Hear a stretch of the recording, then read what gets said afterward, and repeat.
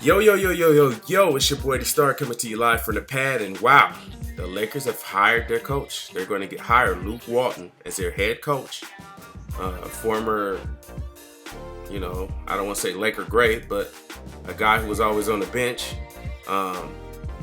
Ended up going to the Warriors, getting a 35-4 record, as we all know. He had a lot of hype, and he had to ride that wave to get the job. I'm not mad at him because if somebody's going to offer you your dream job, you got to take it. It's a little irony that we're happy that Luke Walton gets the job, but we're happy that Luke Walton gets his dream job, but we're also happy that Byron Scott is fired, and this is Byron Scott's dream job. But those days are in the past. There's a new day. The Lakers finally got the coach that they wanted. Young, only 36, not too far removed from the NBA. Probably can relate and speak the language that these free agents want. I mean, he's only 36, so he's not that far removed. So I'm pretty sure he knows the language. So we got to give him a shot and see what he's going to do in free agency. We have to be patient. We have to be patient because this is going to be an uphill battle. He has no experience, but this was based on intuition. This was based on what Jim Buss felt. His gut instinct was to get Luke Walton. So he finally got the guy that he wanted. They met. They only had one meeting. They had no other meetings with any other coaches. And from my understanding, Luke had no other meeting with any other teams. Maybe he did. I'm not sure. But when he met the Lakers, that was like his match made in heaven. He's very excited and he's very elated to be a head coach of the Los Angeles Lakers. Now, me personally, I'm not on the hype train. I know a lot of guys are on the hype train. They're like, man, this is the greatest thing to happen since water, But I think that the Lakers should have at least reached out to Torre Messina, who is a disciple of Greg Popovich. And Greg Popovich has a pretty good coaching tree. If you look at his coaching tree, he has a lot of people that are successful under his tutelage. But the Lakers chose who they chose. But I felt that Torre Messina would have been he should have gotten at least an interview because he's a basketball mind. He's been coaching since 1989.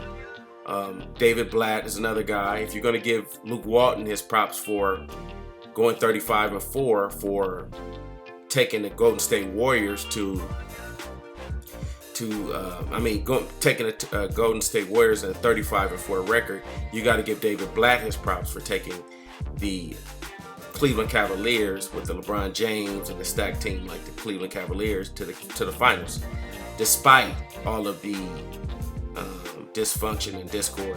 And I believe that the Cavaliers probably would have won that championship had everyone been healthy. But you remember Kevin Love was out with shoulder injury. Kyrie went out in the finals with that ankle injury or some kind of injury he had. And LeBron was still the best player on the floor in the finals. They were actually debating that. I know you guys remember the finals, but David Blatt kind of gets overlooked because of the respect factor. He didn't get that much respect from LeBron James. And I felt like he needed to get a look at least needed to sit down with him and ask him those three questions as far as what direction and all of this. Now, it's going to be very important to know who Luke Walton will hire as his assistant coaches. I want to see who he's going to get. That's going to be very important. Hopefully he gets some veteran guys, some guys who know a little bit more than him, and they help him along the way of this coaching process. And you got to remember, Pat Riley was another guy who didn't have too much experience.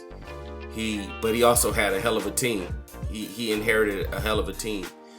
He inherited Magic and that squad. I mean, like I said, I believe they were coming off of a championship run.